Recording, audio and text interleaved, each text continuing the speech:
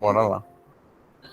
Boa noite a todos. Mais uma noite abençoada do estudo de Joana, graças a Deus. Continuando nosso estudo abençoado. E para isso, então, nós vamos fazer a nossa oração, né? Para começar, a gente entrar numa sintonia, estarmos todos alinhados. Vamos agradecer a oportunidade de estarmos aqui reunidos, mais uma noite abençoada. E vamos trazer agora desligar o pensamento das coisas do dia a dia, da correria, da rotina de casa, para que a gente possa entrar numa mesma sintonia. E para isso nós vamos orar, como sempre, né? Com muita gratidão a Deus, a Joana, ao nosso irmão Divaldo, a Jesus. Nós iniciamos agora com a oração que ele nos ensinou. Pai nosso que estais no céu, santificado seja o vosso nome. Venha a nós o vosso reino, seja feita a vossa vontade, assim na terra como no céu. O pão nosso de cada dia nos dai hoje, perdoai as nossas ofensas, assim como nós perdoamos a quem nos tem ofendido, e não nos deixeis entregue às tentações, mas livrai-nos de todo mal, que assim seja. Ave Maria, cheia de graça, o Senhor é convosco. Bendita sois vós entre as mulheres, bendito é o fruto do vosso ventre, Jesus. Santa Maria, Mãe de Jesus, rogai por nós, pecadores, agora, na hora de nossa morte, que assim seja. Muito bem. Hoje a gente vai estudar o capítulo 13, né? Capítulo 13, marcas morais. Marcas morais. Cada vez mais aprofundado o esquema aqui, né? Boa noite, Alexandra, seja bem-vinda.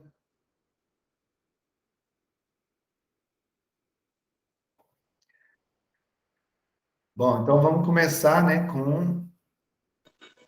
Você quer começar, Boa Marcelo? noite. Boa Vamos lá, vou noite. começar aqui. Senti só falta, viu, Alexandra, no estudo hoje. Hoje? É, Hoje não é quarta? Ai, é, esqueci. Ah, foi mesmo, eu esqueci mesmo do Evangelho, né?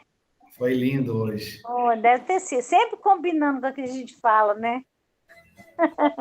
Não, Vamos, mas hoje eu esqueci mesmo. tá Tô bom. meio Depois, perdida com esses feriados. depois você ouve lá a gravação, vou pôr Vamos amanhã. ver sim. Então tá. Quer começar, Marcelo? Bora lá, Wellington. Vou começar. Eu vou falar parágrafo por parágrafo, porque esse pedaço aqui, o começo dele é meio enjoadinho. Marcas morais. O ser humano, ao comprometer-se perante as leis divinas, fica assinalado por marcas que se lhe fixam difíceis de ser removidas, mesmo quando superados os equívocos e integrado no concerto harmônico da sociedade, como permanente advertência para não mais incidir aos mesmos equívocos. Bom, a gente vem através da encarnação, a alma vem com marcas, e essas marcas são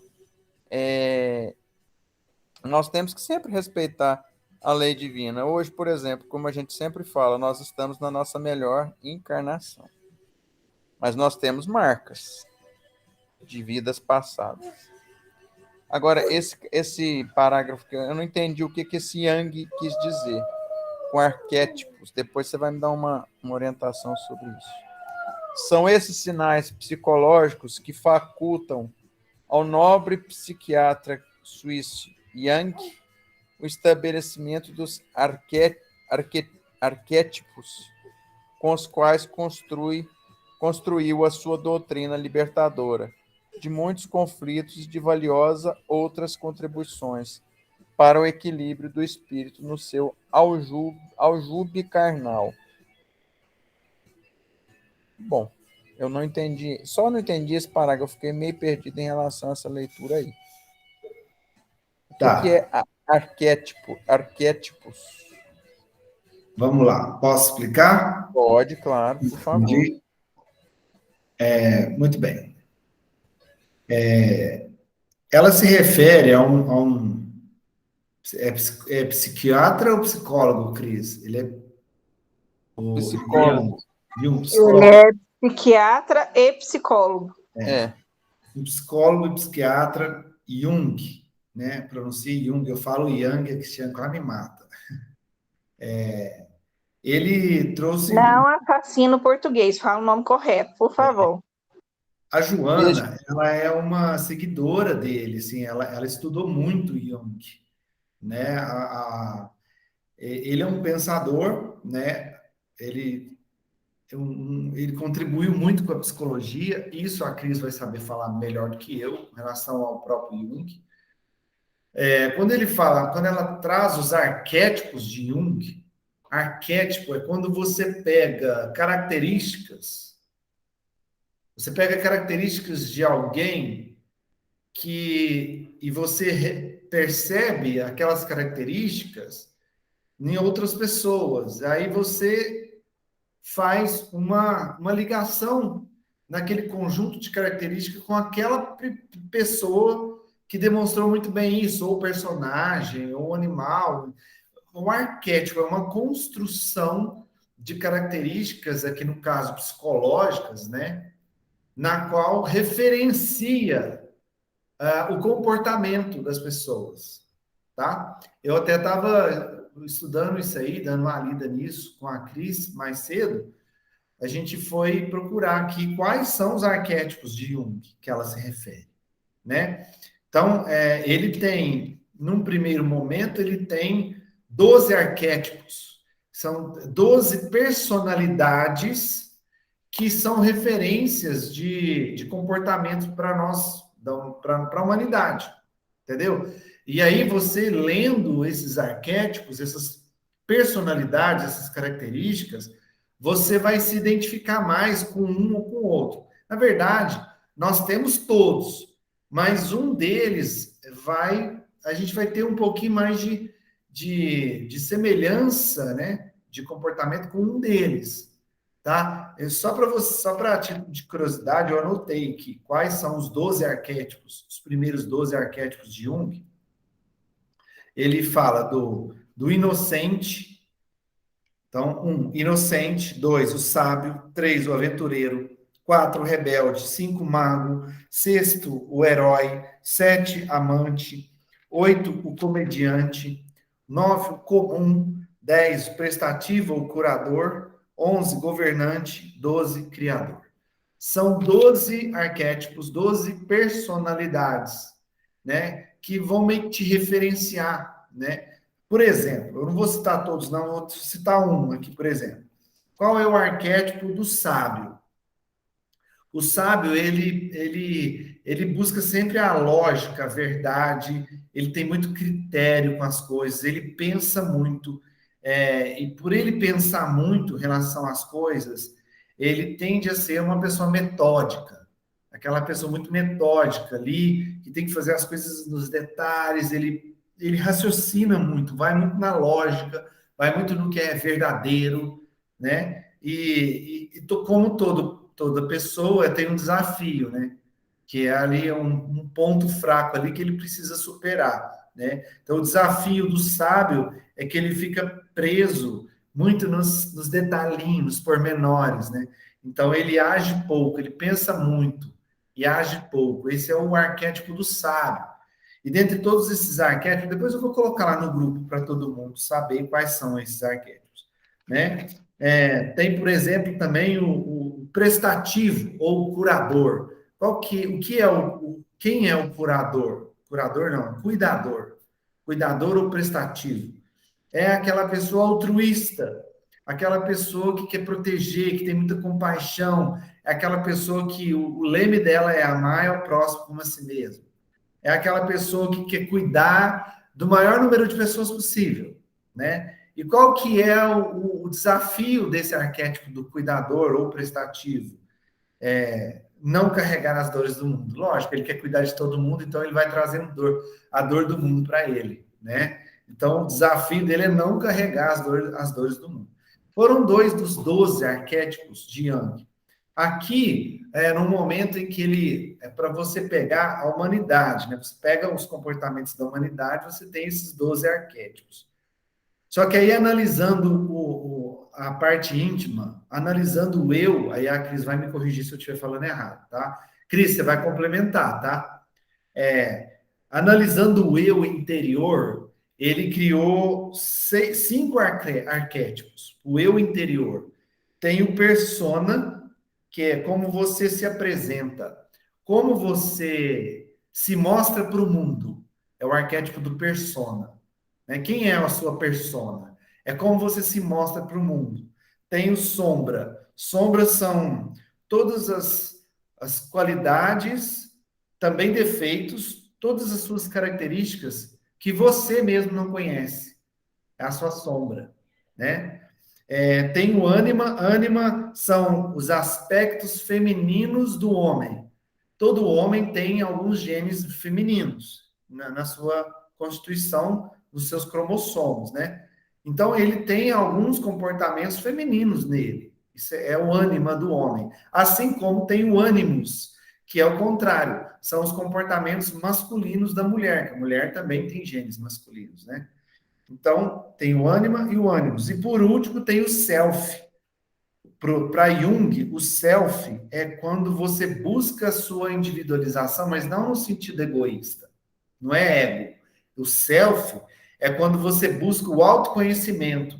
Self é quando você busca a ampliar a si mesmo, a se melhorar. Então, você busca autoconhecimento, você busca conhecimento da sua espiritualidade, você busca entendimento sobre vida e morte.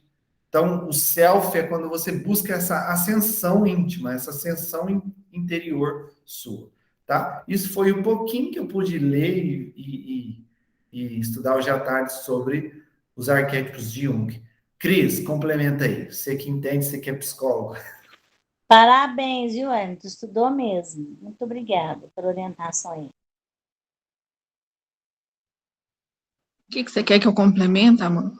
Aí eu vou colocar esses arquétipos lá no grupo. Fala um pouco sobre essa questão aí, Cris, até porque vai falar nos próximos parágrafos.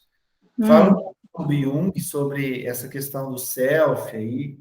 Ou deixa o Paulo falar lá no parágrafo. Não, na hora que for falar, desculpa, na hora que for falar, porque tem um selfie aqui na frente, eu vou falar sobre ele. Cris, só assim, dos arquétipos aí, complementa o que você já estudou também, fala para eles aí. Não, você falou tudo, não tem muito o que completar, não. Ele puxa um pouco aí, né, relacionado a algumas... ele inverte algumas coisas que o Freud fala, né? Mas deixa o Marcelo ler aí que a gente vai entender melhor. Beleza, vai aí, Marcelo, tá contigo. Bora lá.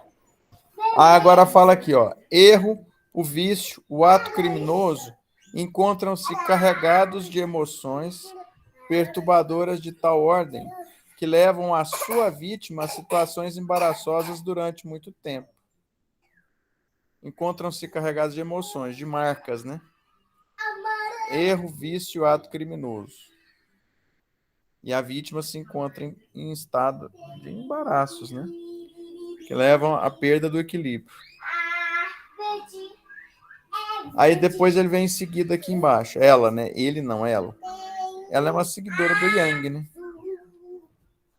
Ansiedade, culpa, medo são algumas das emoções que se manifestam após o comprometimento, assinalando no inconsciente a necessidade de liberação da mácula mediante a sua diluição, que se torna exequível pelas realizações iluminativas que se encontram ao alcance de todo aquele que deseja a harmonia e a saúde. a marca da harmonia e a marca da saúde. Então, a gente só está falando de marcas, né? Totais. É uma das coisas. Agora, tem palavras aqui que até a hora que eu me perco. Por exemplo, a mácula, a liberação da mácula. Então, se tiver algum comentário, pode fazer, Wellington. Mas aqui ele já veio com algo interessante, como, por exemplo, o erro, o vício, um ato criminoso. Aí, em sequência, ela vem com ansiedade, culpa, medo. Ou seja, são os lados ruins. São marcas ruins. Eu estou falando marca porque nosso estudo hoje é sobre isso, né? Pode falar, Alexandre.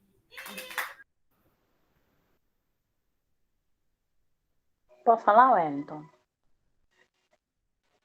É o seguinte, Marcela, ele está falando aí que o erro, o vício, os atos criminosos faz com que aquele espírito, aquele ser, carregue aquelas emoções, a culpa, né? O sentimento de culpa. E aquilo fica muito tempo nele. E aqui, quando ele fala da ansiedade, da culpa e do medo, é o tipo de emoção que ele vai receber, que ele vai desenvolver com esses atos que ele praticou, que são os atos criminosos, o vício, o erro. Você está entendendo? E quando fala que aqui, assim, ó, após o comprometimento, vai estar marcado nessas pessoas esse mal que elas fizeram. Só que com o passar do tempo, o inconsciente vai liberando esse mal, entendeu? Ele vai diminuindo, ele vai diluindo, e aí ele consegue encontrar, quando ele consegue tirar esse mal da consciência dele, através de atitudes que ele vai mudar a maneira de ser, porque ele viu que ele fez coisas erradas, ele vai mudando, porque com a culpa, com o sentimento de culpa, de medo, de ansiedade, ele vai mudar a atitude dele. E aí ele consegue ter um pouco mais de harmonia e saúde. Eu acho que é isso, né? Complementando, eu acho que é. É por aí, não é? Ó, aqui ele fala em seguida. Wellington, é mais ou menos assim, né? É mais ou menos isso. É isso mesmo, Alexandre. Deixa eu só complementar a questão da mácula, né, que você perguntou, né, o Marcelo? No dicionário, mácula é mancha, nódoa de sujeira, sinal de impureza, né? No figurado, infâmia, que desonra, reputação manchada, defeito, falta de perfeição, erro, em que há erro, inexatidão, incorreção. Ela se refere a manchas, né? Essa mácula aí, deixa eu pegar o livro aqui que não estava comigo. Essas máculas do passado que ela fala, né? O erro, vício. O capítulo todo é só sobre isso, marcas morais, né? De liberação da mácula. Para você eliminar aquela mancha, né? Essa marca que ela fala, né? São manchas morais que você vai. Tem um livro, eu acho que é o Nosso Lar. Eu acho que é o Nosso Lar. Se eu estiver enganado, você me corrige, Alexandre. Você está lendo agora os livros de André Luiz, e eu já li eles tem muito tempo. Tem uma passagem que uma mulher chega para querer entrar lá na cidade, e aí os protetores ali, né, que ficam ali na fronteira, ela fica tentando, porque tem uma proteção magnética, né?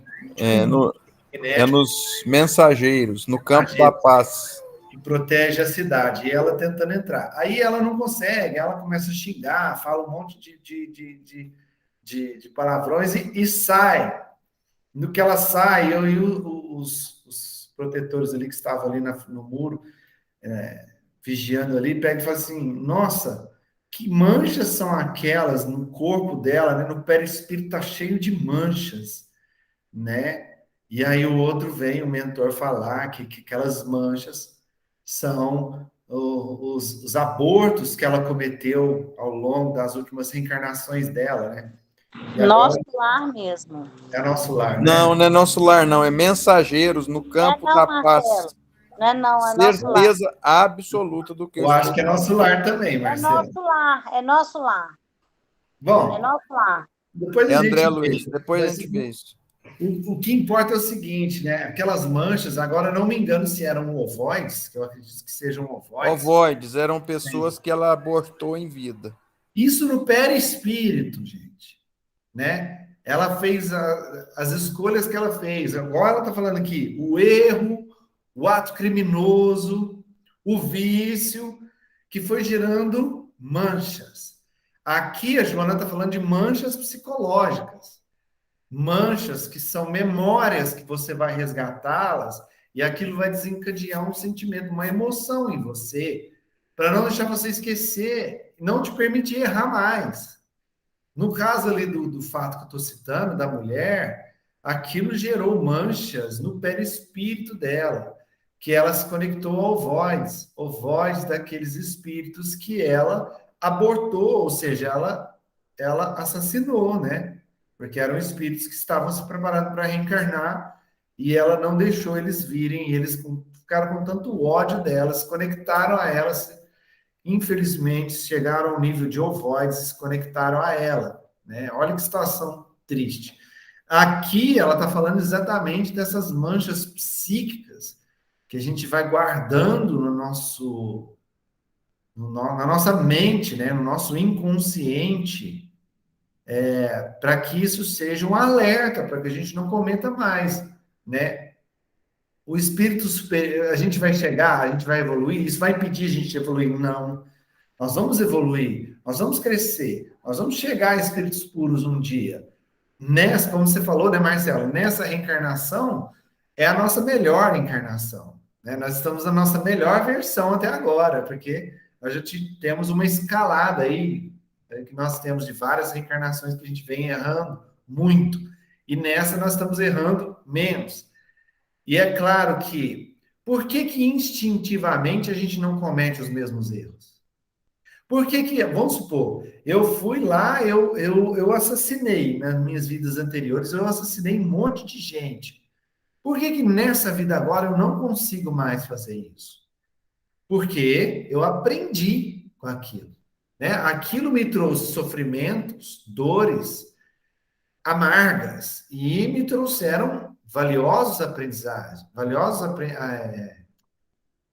sumiu a palavra.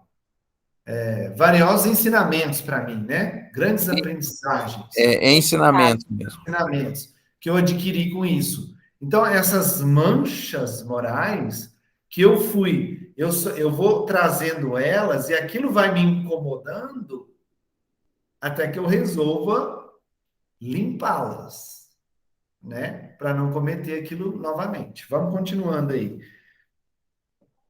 Desde o momento em que ocorreu a fissão da psique, esquematizando as forças do bem e do mal e de todos os fenômenos antípodas, o discernimento passou a sofrer assédio do ego, para permanecer nas posturas cômodas do prazer, sem a indispensável renovação espiritual que faculta na sua diluição no self. Olha o self aí, ó. É o interior, do interior, né? É a luta dentro do próprio espírito, da própria alma, entre nós, é isso? Aí eu vou deixar a Cris explicar, que ela vai saber explicar melhor aqui. Vai lá, Cris.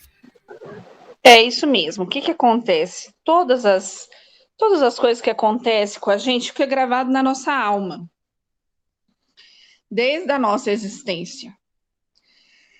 E o ego, ele fica nos protegendo, né? O superego é a crítica.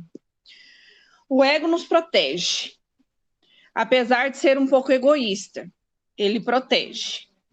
E aí o self traz aquela coisa de você olhar para a alma, de olhar para a espiritualidade, né? Entender o que é a morte, o que é a vida, por que a gente existe. E aí destrói aquela frase do Descartes, que fala que se penso, logo existo. Na verdade, Jung fala que a gente existe, por isso que a gente pensa, né? E, bom, eu acho que eu estou meio atrapalhada aqui com as palavras, mas estou um pouco nervosa para falar, assim, porque eu estou no assunto tem pouco tempo. Tá certinho, tá muito bom. Mas é mais ou menos o quê? É o nosso interior, né, Cris? Olhar para dentro da gente mesmo. Seria isso. Na verdade, o self, a gente quer olhar para dentro e entender da onde a gente veio, para onde a gente vai, como a gente funciona. É mais ou menos isso. Só que, por isso, Jung é muito criticado e não é muito acreditado pela psicologia. São poucas as pessoas que trabalham nessa área exatamente porque ele envolveu a espiritualidade. Isso que eu ia falar, porque aquela vez você comentou que a sua professora não aceita entrar em detalhes religiosos, mas ele é um seguidor na área religiosa. Simples porque assim. o que acontece? Vou explicar. A psicologia, ela tem vários vou falar vários braços, vamos dizer assim, várias linhas para se trabalhar. Então, assim, quem trabalha com Freud é psicanalista, quem trabalha com Carlos, não sei o que lá, Rogers, que agora eu não lembro o nome, humanista, outro cara é da área da comportamental e assim vai. Então, cada área da psicologia tem um teórico, vamos dizer assim. E o Jung não é um daqueles que é muito aceito, tá? Exatamente porque ele foi para esse lado místico, né? Que eles falam que é um lado místico, religioso. Então, não é todo mundo que é fã dele, não. Você gosta do Jung? Eu? Eu gosto. Mas ainda não posso, dentro da faculdade, falar que me posiciono em relação a isto. Agora, o Carl, chama Carl Rogers. Ele trabalha também muito comportamento. Pode ser que ele esteja assim com o Jung. Vamos ver aí como é que vai funcionar. Eu ainda estou na teoria de Carl Rogers, ainda não cheguei no Jung. Ouvi falar sobre ele, mas, tipo assim, ele foi um teórico, mas vamos largar para lá, entendeu? Existe muito preconceito em relação a ele. Depois vocês assistam. Como é que chama aquele filme que eu falei para você assistir, Wellington, que depois você assistiu, que eu assisti lá na faculdade? Da Nice da Silveira. Nice da Silveira. Assistam, que aí vocês vão encontrar um pouquinho de Jung lá. É muito interessante. Não é à toa que a Joanas segue muito ele, né? Esse negócio de você olhar para a sua essência, né? Para sua alma, para sua espiritualidade. Pode falar, Alexandre.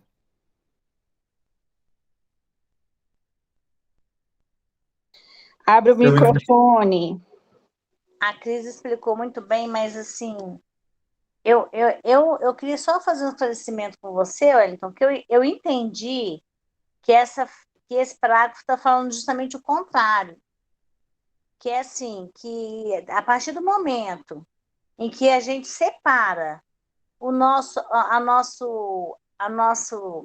lado psicológico, separando a força do bem e do mal, então esses fenômenos que ele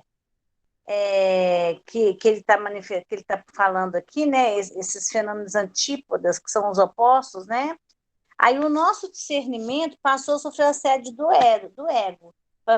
Aqui está aqui, ó, para permanecer nas posturas cômodas do prazer, sem dispensar a renovação espiritual que faculta a sua diluição no céu.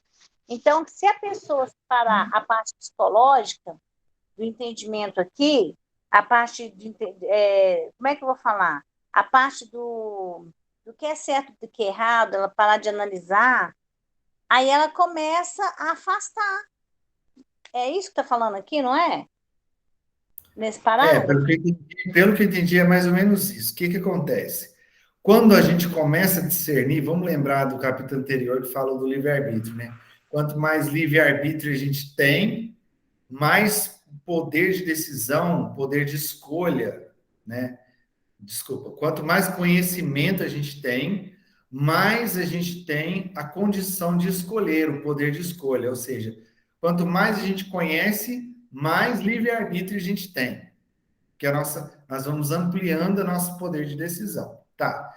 Aí ela fala assim: quando a gente adquire o discernimento do antagonismo ali do bem e o mal, né? O que é certo e o que é errado, a gente vai entendendo os processos. Ah, para mim isso aqui não funcionou, isso aqui é ruim. Mas desse outro lado aqui, desse outro caminho que eu segui, foi legal. Quando a gente vai discernindo bem, ou seja, nós vamos tendo mais capacidade, né, nosso raciocínio, né, nossa razão vai ampliando, nossa cultura, nosso conhecimento vai aumentando, a gente vai tendo mais discernimento das coisas, vai ficando mais fácil de perceber o que é certo e errado. Aí, o que que acontece? Quando vem o instinto, que é o que ele fala assim, sofrer o assédio do ego para permanecer nas posturas cômodas do prazer, o que eu entendi do ego aqui? A Cris vai me corrigir se eu estiver falando errado. O ego quer te proteger. O ego quer a sua sobrevivência. Ele quer que você esteja na parte mais confortável possível, você esteja bem, você esteja saudável. Ou seja, ele quer garantir a sua existência, certo? Então, o ego, para garantir a sua integridade, a sua existência, ele começa a te cercar, ele começa a colocar uma bolha em cima de você. E aí, por que vem o egoísmo dali? Porque aí é tudo para mim, nada para você, porque eu quero me cercar de conforto, porque eu quero garantir a minha sobrevivência, a minha existência, a minha integridade. Eu estou enxergando o ego, Cris, me corrija se estiver falando errado. É igual aos animais, né? Você tem 2 cachorros e você tem um prato de ração. Aí, o que que acontece? Eles vão querer comer e eles vão brigar pela comida, porque aquela comida depende da sobrevivência dele. Então, o ego ali vai falar forte, porque senão é meu, é meu. Não, aí você está falando do superego. Tá, Você então não está falando do ego. O ego é como se fosse a nossa. Como é que eu vou falar? O superego é o nosso instinto de sobrevivência, o ego é os nossos registros. É como se ele fosse a razão, entendeu?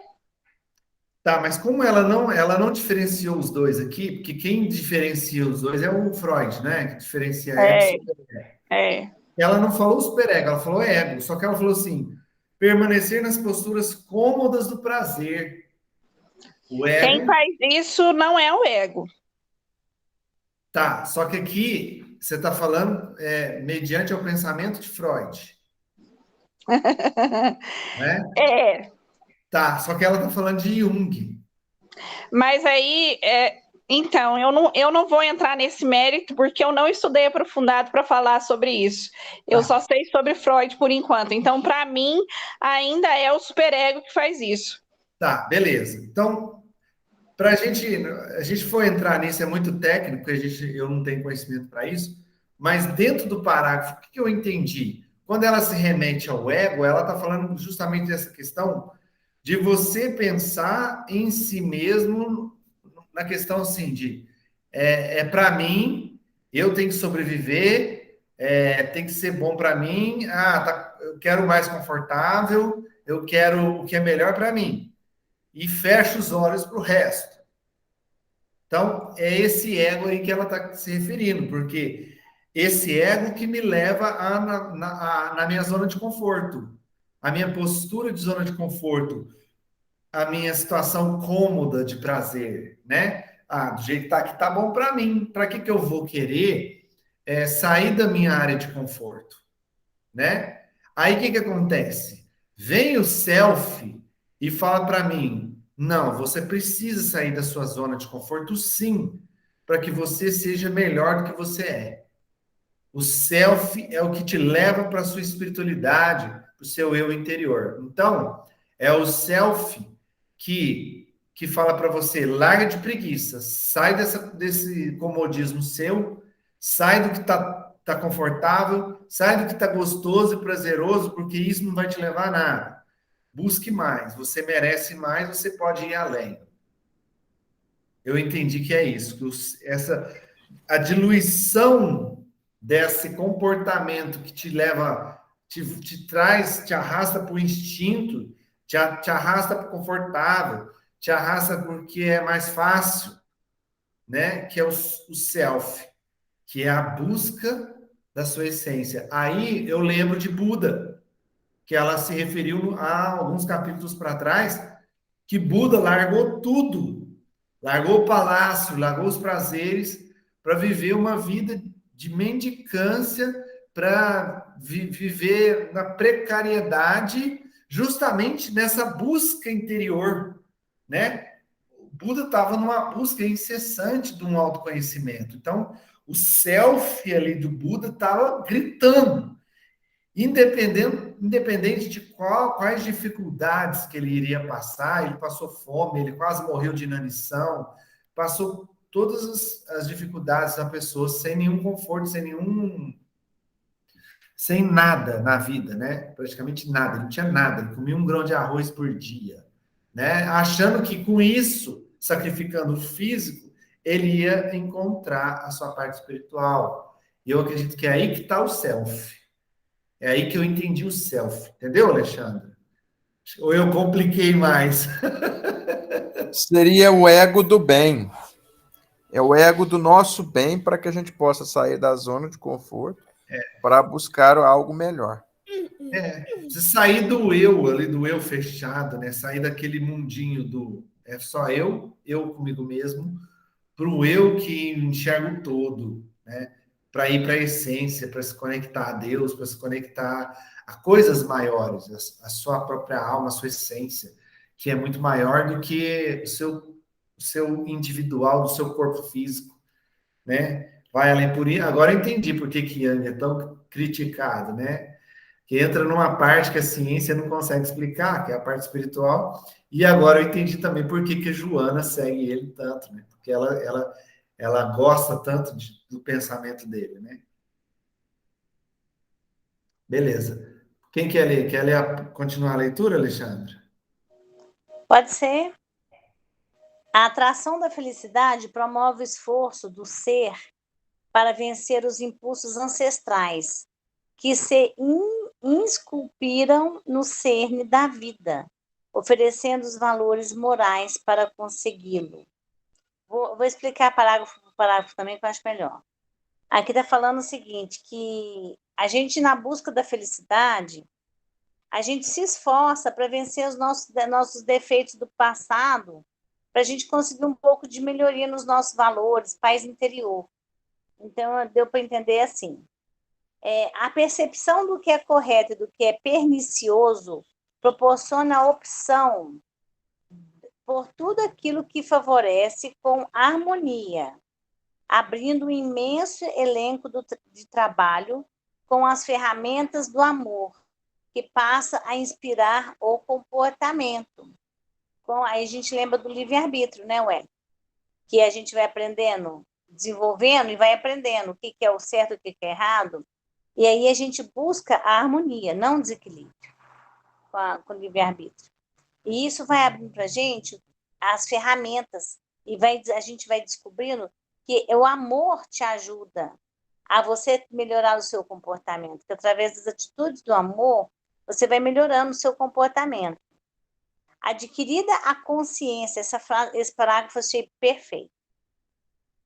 Adquirida a consciência de que somente as ações corretas promovem o espírito, mesmo quando pratica o erro, sente náusea de permissividade, de que permitiu e aspira pela sua correção imediata, fortalecendo os propósitos de elevação, que irão assinalá-lo com outras marcas, as que expressam dignidade e evolução. Gente, isso aqui é eu escrita diariamente, eu fico fazendo isso. Lutando contra o bem e contra o mal. Fica assim. É aquela historinha que eu te contei, né? De 10 dias eu acerto um. De 10 dias eu acerto um. Então a gente tem a consciência do que é certo e do que é errado, né? Nosso espírito sabe. Aí na hora que você erra, você fala, agora não vou errar mais não. Não vou errar mais não. Eu vou continuar aqui e vou acertar, para a gente poder evoluir. Mas acontece o que eu vou falar no próximo parágrafo.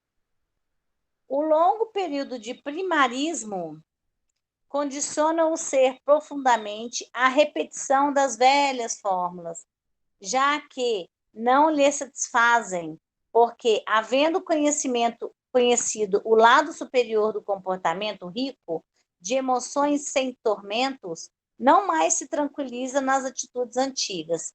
Então, é isso aí. Você faz 10 vezes errado, mas você sabe que está errado. Então, como você sabe que aquilo é uma coisa que você tem que melhorar, que é do passado, é primitivo, você vai melhorar para você adquirir as emoções, os valores melhores, os que vão te evoluir, né? Então, acho que é isso aí que está falando aí. E de tal forma se expressa, aí eu ainda coloquei uma observação aqui, ó.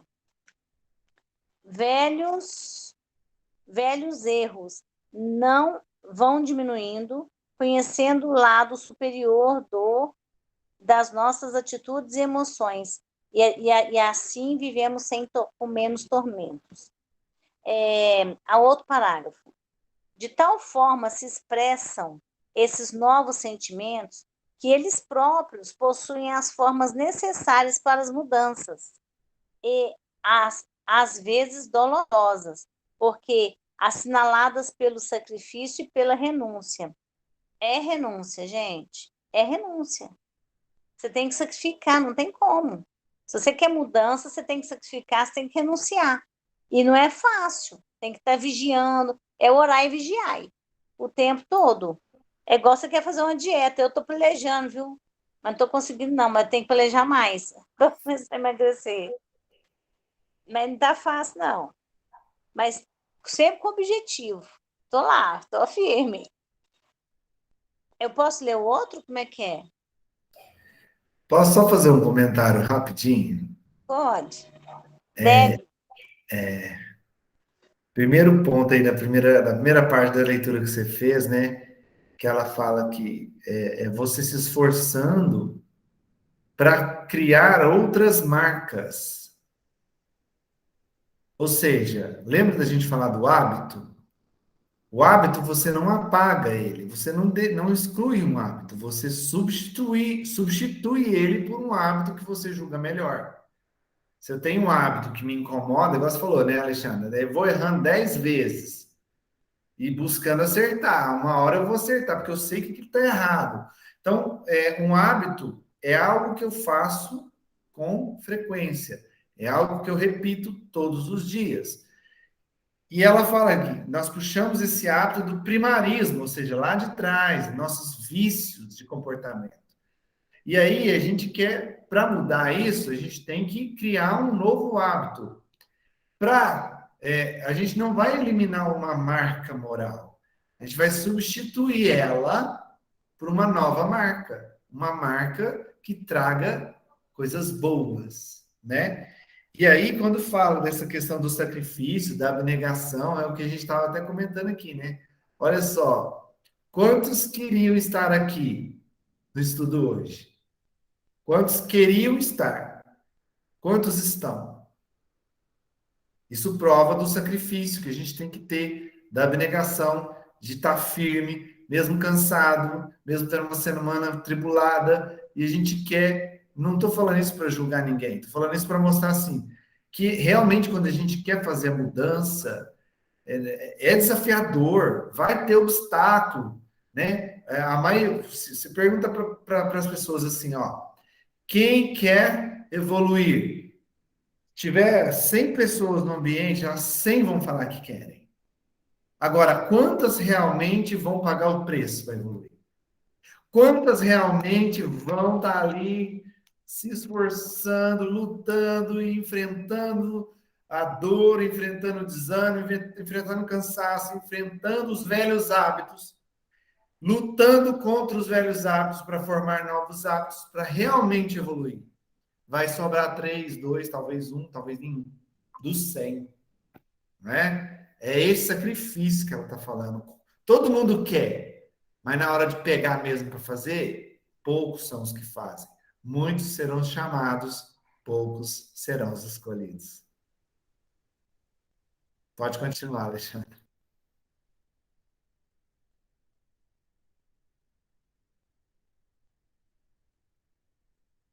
Seu microfone está desligado. A conversa, só um minutinho, Marcelo. Tem uma barata que ela está passando do meu banheiro para meu quarto no banheiro. Na hora que terminar a live, eu não vou pisar no chão. Você vem cá matar ela, viu? Tá? Vem cá. A conversão dos sentimentos, portanto, ocorre na esfera íntima do ser humano, que passa a descondicionar-se dos hábitos. Aí você falou dos hábitos, ó. Dos hábitos perniciosos. Espera só um pouquinho, que o Otávio veio para cá.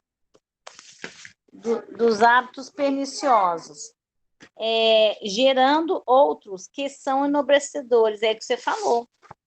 É exatamente isso. Quando a gente quer fazer realmente a mudança, quando a gente quer mudar, e a gente quer realmente mudar o hábito, então a gente consegue gerar as emoções que são mais nobres para nós mesmos, né? Mas é o que você falou, muitos chamados e poucos os escolhidos. Felizes aqueles... É para mim continuar lendo?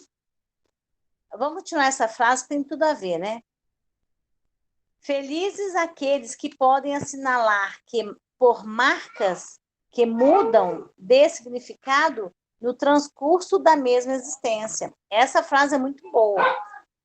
Para que a gente vai esperar morrer, desencarnar para chegar lá em cima, para levar para o chão de orelha? Para quê? Já vão começar aqui agora, trabalhar, fazer, organizar, correr atrás, porque a gente já está atrasado, então que a gente já tem que evoluir aqui mesmo e buscar as nossas melhorias íntimas para que a gente já comece a mudar. E assim, acontece muito e a gente vai aprendendo. Quando a gente começa a prestar um pouco mais de atenção nas nossas atitudes, porque a gente passa muita parte da reencarnação desligada da vida. Mas quando a gente começa a prestar um pouco mais de atenção nas coisas, aí a gente começa a perceber realmente que toda história tem dois lados, que a gente realmente erra muito e que a gente poderia, independente do outro estar certo ou estar errado, ter feito melhor. E a gente mudando as nossas atitudes para poder melhorar, né? Continua? E o pior, né, Alexandre, que você falou, né? A gente tem que mudar agora, não é esperar desencarnar para ter consciência. Esperar para quê? Porque a hora que a gente chegar de lá, nem desculpa de falar que não sabia, a gente não vai poder ter. Porque o tanto de conhecimento que está aí para todo mundo, o tanto que está sendo propagado, as mensagens, os estudos, o tanto de... A própria ciência, a neurociência está caminhando para um lado de levar a humanidade para esse autoconhecimento, né? A neurociência está conseguindo fazer o ser humano olhar para si próprio, coisa que Jesus falou lá atrás, 2004, exatamente. né? Então, assim, por falta de conhecimento, não vai ser. Porque a hora que a gente desencarnar, nem essa desculpa a gente não vai poder dar. Não, você quer saber de uma coisa? Eu fico me preparando sempre para o pior, né? Eu tenho essa preocupação para frente, que você me fala que a gente não deve fazer isso, mas eu tenho. Mas aí eu fico pensando assim, se eu for para um Umbral, lá já está tudo negociado. Lá a gente vai tentar fazer um grupinho lá para melhorar. Mas acontece que se eu não for para um Umbral, se eu for para a Colônia, aí é pior. Porque aí, eu estou pensando aqui, meu amigo espiritual escutou a vida inteira falar assim, não, tem que começar a trabalhar aqui, começar aqui a trabalhar para poder chegar lá e ter menos, e a coisa fluir. Aí eu já nasci no dia do trabalho, eu trabalho igual 24 horas por dia. Aí na hora que chegar lá, ele vai falar assim, tá vendo? Você já evoluiu, agora você não precisa descansar não, vamos embora, vamos continuar o bar, vamos trabalhar. Ele vai fazer isso comigo, você vai ver. Chegar lá e não, você só começou, isso foi só o primeiro passo. Vambora, vambora. Você já está no caminho, você já entendeu como é que foi o negócio. Para que você vai parar? Vambora, vamos continuar. Verdade. Vai ter nem uma descansadinha. Bom, eu vou ler essa página aqui, e resto de página, então, rapidinho, tá? Tá. Quando se pronuncia o nome de Judas Iscariotes, logo a marca da traição é o sinal mais visível da sua personalidade atormentada. Embora muitas realizações honestas e saudáveis foram praticadas antes e depois do ato ignóbil. Referindo-se a Simão Pedro, o apóstolo galileu, a marca do negador é acionada rapidamente, apesar da sua posterior entrega total a Jesus até a morte estrênua na cruz de cabeça para baixo. Evocando-se o nome de Maria de Magdala, ou Madalena, né? A sombra da conduta irrefletida e insensata envolve-a. Nada obstante, a renovação moral que se impôs de tal maneira elevada que lhe facultou ser a primeira testemunha da ressurreição. Qualquer referência a João Evangelista e ele o identificado como o discípulo amado em razão da sua afetividade. Felizmente, alguns deles conseguiram novas marcas, defluentes dos esforços de renovação que se transformaram em heroísmo e abnegação. De igual maneira, qualquer personagem que se tornou célebre ou não no cenário terrestre permanece assinalada pela ferrete da alucinação, pelo ferrete da alucinação que se permitiu ou pelo sinal do enobrecimento que lhe tipificou a existência. Essas marcas exteriores também se encontram no psiquismo do indivíduo, muitas vezes atormentando-o, embora inconscientemente, em especial quando gera culpa e, por consequência, necessidade de reparação. De igual maneira, aquelas da elevação moral transformam-se em estímulos valiosos para o prosseguimento no esforço da autoiluminação. Gente, caiu a ficha aqui, por que ela falou de Jung e dos arquétipos? O que são os arquétipos? São características, né? Que são características mais fortes, né? Algumas características fortes, que são essas marcas. Por exemplo, se você pegar lá, pega Judas. Qual é a característica de Judas, o traidor? É a marca mais forte que ele deixou, né? Da traição. Porém, ele não é aquele Judas mais. Né? Ele já fez muito progresso depois disso. Já ajudou muito. Ele foi acolhido por Jesus e ele, depois, o que ele fez como Joana d'Arc, depois todo o exemplo que ele deixou, né? Agora, se você for pensar em Joana d'Arc, qual que é a marca que ela deixou? Né? Qual que é o arquétipo dela ali, né? O que ficou na memória ali da questão da honra, da abnegação, da luta pela justiça. Olha como mudou, né? Mas isso devido a tanto... Olha quanto esforço Judas precisou se empenhar para trocar o traidor pela lutadora, pelos justos, pela justiça. Percebe? E é disso que ela está falando. Assim, qualquer pessoa que você se remeter a ela, você vai ter ali uma lembrança dela, uma marca que ela deixou na sua vida. E aquela marca não significa que é a pessoa. É algo que ela deixou em você, que ela plantou em você por algo que ela fez em você. Por exemplo, pode ser que uma pessoa se lembre de mim de uma forma amarga, de algum momento que cruzou comigo que eu prejudiquei ela. E ela vai lembrar do Wellington traidor, por exemplo, ou do Wellington que decepcionou. Então, a marca que eu deixei nela vai ser essa. Porém, alguma pessoa que eu ajudei vai lembrar do Wellington caridoso, percebe? Agora, qual é o que vai ficar mais forte? Aqui eu trabalhar mais, aqui eu me esforçar mais. Então, aí ela termina falando, ou você vai se deixar levar pelo ferrete de alucinação que vai me gerar a culpa, né? Ou você vai levar com você aquele trauma daquele ato errado que você fez, que te gerou um arrependimento, te gerou culpa, ou você vai substituir essa marca por uma ação de um hábito melhor, ou de uma caridade que você fez, que vai te deixar em paz e vai te dar mais motivação para continuar fazendo a caridade. Percebe? As coisas que a gente vai vivenciando vão gerando emoções em nós, que vão gerando marcas. Gente do céu, eu lembrei agora, lembro lá do curso de mediunidade, que a gente falou do ciclo vibratório, tem tudo a ver com aquilo lá. Lembra que falava assim, ó, diante de um fato que você vê, presencia, você vai dar um significado. Aquele significado vai te gerar uma emoção. Aquela emoção vai gerar uma crença. Aquela crença vai te gerar um sentimento que vai te colocar no padrão vibratório, que vai se conectar àquele tipo de espírito ou de pessoas que estão naquele ciclo vibratório, que vai te gerar um resultado. O resultado vai te gerar um pensamento. São as marcas que você vai criando e fazendo em você, gerando aquele ciclo de resultados que vai se tornando você. E aí você percebeu, Wellington, que a Maria de Magdala, ela na própria reencarnação, ela mudou. Ela não precisou desencarnar para melhorar ela. Na própria reencarnação, ela já refez, já se recompôs. Exatamente.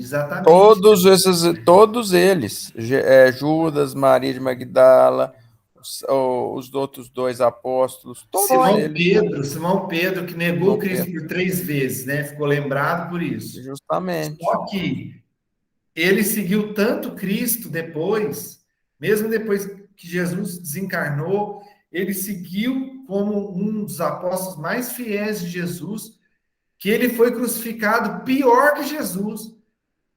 Ele não negou, ele morreu de cabeça para baixo na cruz e não negou mais, né? Não negou mais. Ele trocou aquela marca nele, né? Porém, qual é a marca dele que a gente vai deixar em nós? A marca do Simão Pedro negador ou do que o abnegado seguidor de Jesus que veio depois, né? A maioria das pessoas escolhe a marca cruel, a marca negativa, né?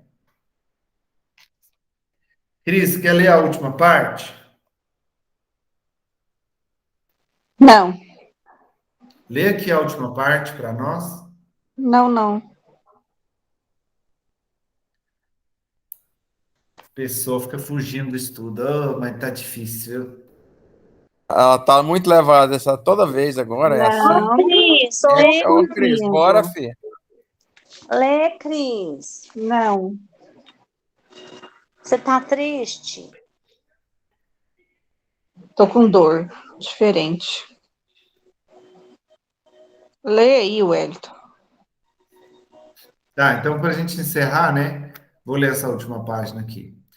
O ser humano é um conjunto de experiências que lhe formam o caráter, a personalidade, impulsionando-o ao avanço, que são nobres, quando são nobres essas realizações, ou fazendo momentaneamente estacionar no sofrimento, na repetição da atividade até liberar-se do conflito culposo. Essencialmente, é o espírito que armazena os valores de ordem psíquica necessários ao crescimento interior e à conquista do espaço e das oportunidades de bem servir. Nisso, residem-lhe as conquistas inalienáveis que se transferem de uma existência para outra, favorecendo-o com o enriquecimento interno. Todos os conflitos, portanto, que afetam o ser humano resultam nas suas marcas morais que, negativas, aguardam a diluição pelo antídoto do comportamento relevante que mantém, e, quando positiva, auxiliando-o na ascensão interior. Gente do céu. Ô, Wellington, eu nunca vi uma definição do ser humano tão perfeita igual essa do primeiro parágrafo que você leu. Pois é. Você prestou atenção nisso?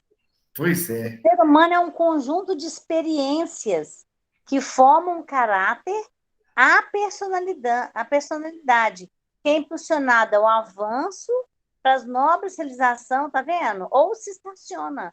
Eu nunca vi uma definição tão perfeita para o ser humano. Essa é a resposta que a humanidade sempre fez, de uma pergunta que a humanidade sempre fez e nunca teve resposta. Quem sou eu? Quem sou eu? Essa é a resposta. Eu sou o conjunto de experiências que me formam o caráter, a personalidade e que me impulsionam ao avanço. Eu sou o resultado de todas as escolhas que eu fiz, que formam o meu caráter, a minha personalidade. Eu sou o conjunto de todas as experiências. Esse sou eu, que vivo no já, no momento presente, no agora.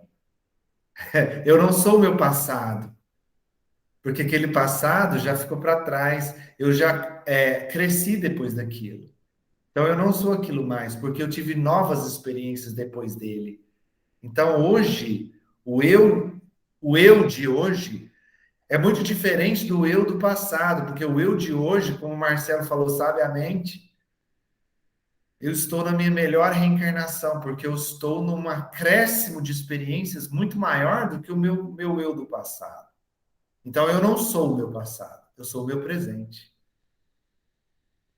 Olha isso. Que é o resultado do seu passado. Que é o resultado de todas as experiências do meu passado.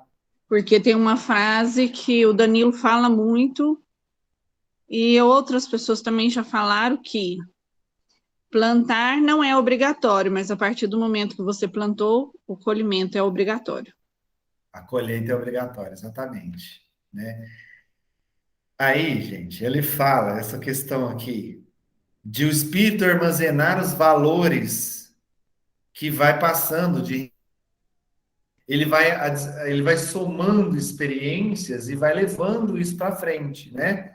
Porque nós somos o conjunto de experiências somadas, né? Assim? Então, por isso que o espírito nunca regride. O espírito nunca volta para trás. Porque ele sempre vai somar experiências, somar, somar, somar, somar. Ele não desaprende, ele não joga fora, ele acrescenta experiências. Independente se para ele são boas ou ruins, ele acrescenta. Por isso o espírito não regride. E por isso, hoje a gente estudou no Evangelho, olha aí, Alexandre, olha os estudos batendo. No Evangelho a gente estudou sobre o dom, Sócrates falando sobre o dom, que o dom não existe. Porque, como assim dom, né? Quando as pessoas falam dom, parece que é alguma coisa que Deus te dá, não é? Alguma coisa que vem de graça, que vem do nada. Mas, na verdade, o dom, né, se você for aprofundar no significado da palavra dom, do conceito de dom, dom é o acúmulo de experiências que eu venho trazendo das minhas reencarnações e que elas estão latentes agora. Isso é o meu dom. Por exemplo, se eu tenho o dom de tocar piano, e eu mal fiz aulas, eu nem estudei direito, mas eu sei tocar lindamente o piano. Aí as pessoas vão falar assim, isso é dom de Deus, como se fosse alguma dádiva gratuita que eu recebesse de Deus. Mas nós, espíritas reencarnacionistas, sabemos que esse dom de tocar piano é porque eu já estudei isso muitas vezes em outras vidas, em outras reencarnações. Eu já fui um exímio músico, um exímio tocador de piano em outra reencarnação, e eu apenas trago esse conhecimento que está no meu inconsciente de espírito, que vem de outras vidas e vem à tona esse conhecimento de tocar piano, né? Que é o que ela fala, que a conquista essas conquistas de experiências, o espírito vai levando para as próximas, para as novas reencarnações, ele vai acumulando. Ele nunca perde, ele sempre acumula experiências, conhecimentos. E é por isso que o espírito sempre continua evoluindo. E é por isso que não existe dom. Dom é apenas o mérito que você tem de resgatar um conhecimento que você adquiriu por esforço próprio. Dom é apenas o mérito de resgatar um conhecimento que você tem por esforço próprio. Olha isso, gente, coisa linda. E aí os conflitos que nos afetam são conflitos porque nós intimamente sabemos que aquilo está errado. É igual você falou, Alexandre. Eu estou fazendo aquilo 10 vezes, eu sei que está errado. E quando eu sei que está errado, conscientemente, fica mais fácil para eu mudar.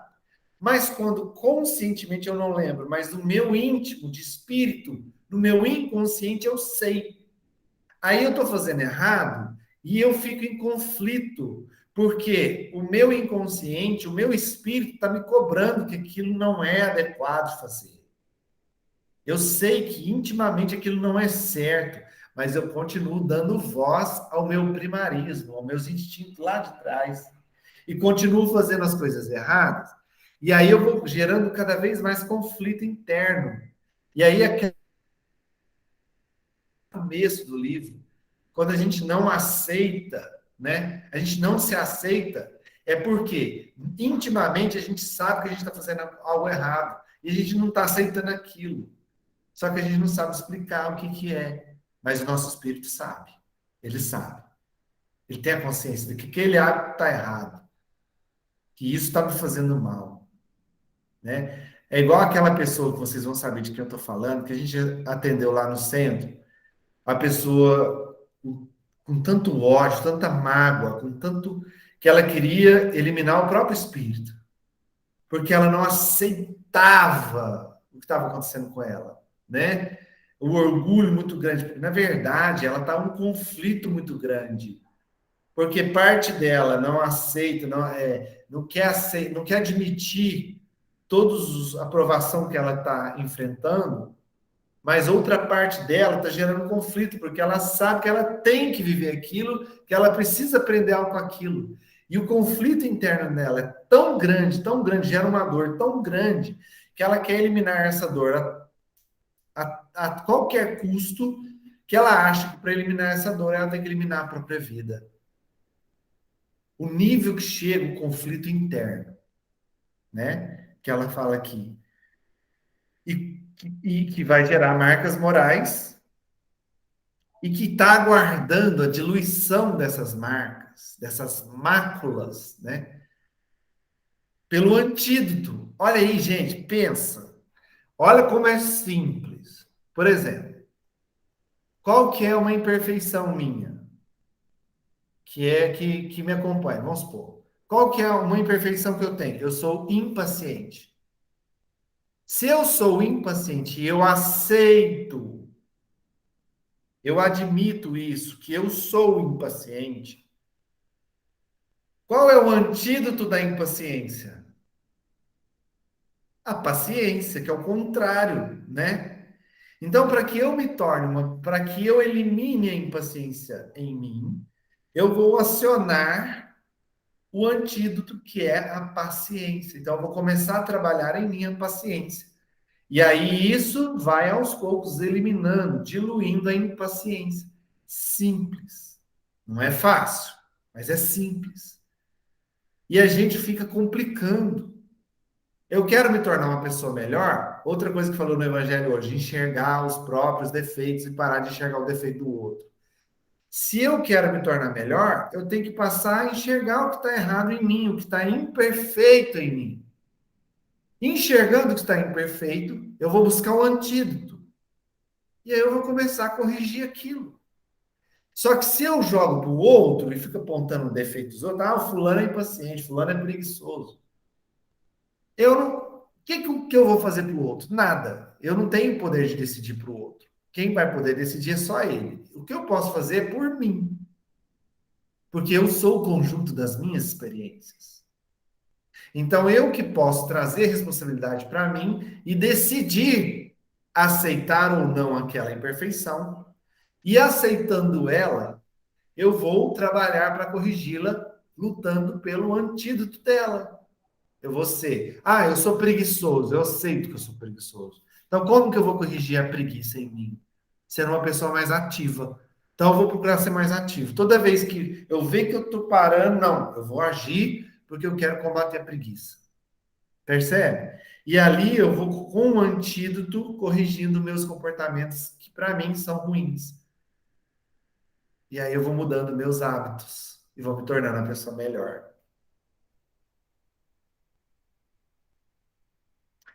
Para encerrar, vocês querem falar alguma coisa antes de eu ler o final? Não, tá muito bom. Gente, se estiver falando qualquer besteira, me para aí e fala, hein? Pelo amor de Deus. Fina, para a gente encerrar então, hein? Tem que ler o resto, né? Vou ler o finalzinho aqui para a gente encerrar. Ah, tá certo. Tenha em mente que os teus atos possuem a força de assinalar-te psicologicamente. Cuidado, vai dodói. Quero. Tenha em mente que os teus atos possuem a força de assinalar-te psicologicamente, refletindo na emoção a qualidade das ações perpetradas. O idealista que supera as condições negativas em que se encontra, obstaculizando-lhe. Nossa, vou falar de novo, peraí, vai sair. O idealista que supera as condições negativas em que se encontra, obstaculizando-lhe a realização dos anelos que se faz portador, traz as marcas dos tentames anteriores, que se concretizaram ou não, mas que lhe constituem motivo básico para a existência.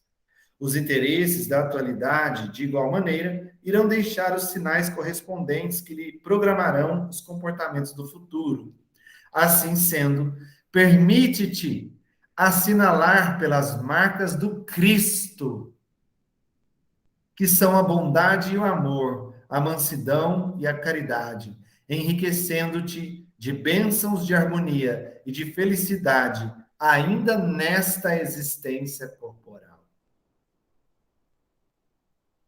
A luz está acendendo e apagando é por causa do Otávio, gente. Pode continuar. Resumindo, para de ficar ouvindo aquele eu interior que quer te segurar no tempo, que não quer deixar você crescer. Para de ouvir aqueles que estão seguindo apenas o comodismo, o conformismo, que estão parados no tempo, dando inúmeras justificativas para não querer crescer e não querer evoluir, achando que estão usando a razão para dar essas justificativas. E passa a ouvir quem realmente veio para te ensinar a ser alguém melhor, que ninguém melhor que ele ensinou isso, que é o próprio Jesus. Para de ouvir esse eu preguiçoso que não quer crescer. Para de dar voz ao ego que é conformado, conformista, que está na zona de conforto. E passa a ouvir o Cristo, que veio te mostrar qual que é o caminho para estar lá do lado dele. Simples assim. Passe a ouvir o self, esse eu interior que quer mudar, que quer melhorar, que quer seguir e se tornar alguém melhor, que quer realmente transformar a sua essência, que é divina, em algo que vai dar bons frutos. E o único caminho que tem para fazer isso é seguir o nosso mestre, que veio nos dar um exemplo vivo para nos tornar seres melhores. Vamos parar de dar ouvido e enxergar somente as marcas negativas que a gente vem construindo ao longo de tanto tempo, insistindo no erro. E vamos persistir no amor para que a gente se torne pessoas melhores e que a gente leve marcas melhores para a nossa existência. Eu acho que foi isso que ela quis dizer. Perfeito, Wellington, é isso aí. Muito bom esse estudo de hoje, né? Maravilhoso, maravilhoso. Só ensinamentos bons. Como a gente tem que agradecer a essa turma, né? Você imagina essas palavras escritas na mão dessas pessoas. Não é fácil, não, hein? E a gente estudar o nosso eu, o que é mais difícil ainda. Mas vamos superar as nossas imperfeições é mais difícil. O que é o melhor de tudo, a gente mesmo. E a gente tem uma essência muito linda, porque a nossa essência é divina. Só que a gente escolhe, né? Não ouvir essa essência, não deixar ela vir à tona. A maioria das vezes a gente escolhe porque é mais fácil, né? É mais fácil ficar estacionado, né? Do que ouvir essa essência maravilhosa que a gente tem. Se todos estivessem ouvindo essa essência que a gente tem, não estaria havendo guerra agora. Com certeza não, né? Com certeza não. Gente, alguém quer fazer a oração final para a gente encerrar? Mãe, pode fazer, Wellington, porque o Otávio tá gritando aqui toda hora, eu não vou conseguir falar. Tá. Toda hora ele tá entrando, apagando a luz, acendendo. Cris, faz para nós a oração, vai te ajudar aí.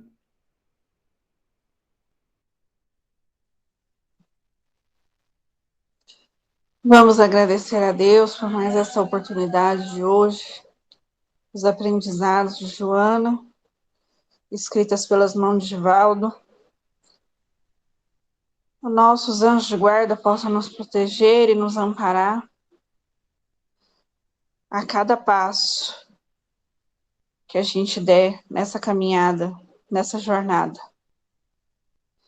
Meu Senhor, que és sábio dos sábios, que és Pai de toda a criação, ponha a doçura em meus lábios e a fé em meu coração. Só de amor que me conduz nesta vida em que me agasalho. Enche os meus olhos de luz e dê as minhas mãos ao trabalho. Dai-me forças no caminho para lutar e vencer, transformando todos os espinhos em flores do meu dever. Compadeça-se de mim, Pai, nas bênçãos da compaixão, e guarda-me em teu coração, porque ele sim, Senhor, é de paz e de amor sem fim, amado Mestre Jesus. Amém. Que Jesus ampare e proteja cada um de nós. Um excelente resto de semana para todos vocês, para nós, né? Muito obrigado, viu, gente? Gratidão, gratidão, gratidão por esse estudo. Imagina, Wellington. Ô, Cris, Um abraço, Wellington. vamos pedir para Até amanhã. o pessoal tomar conta de você aí, viu? Para você melhorar.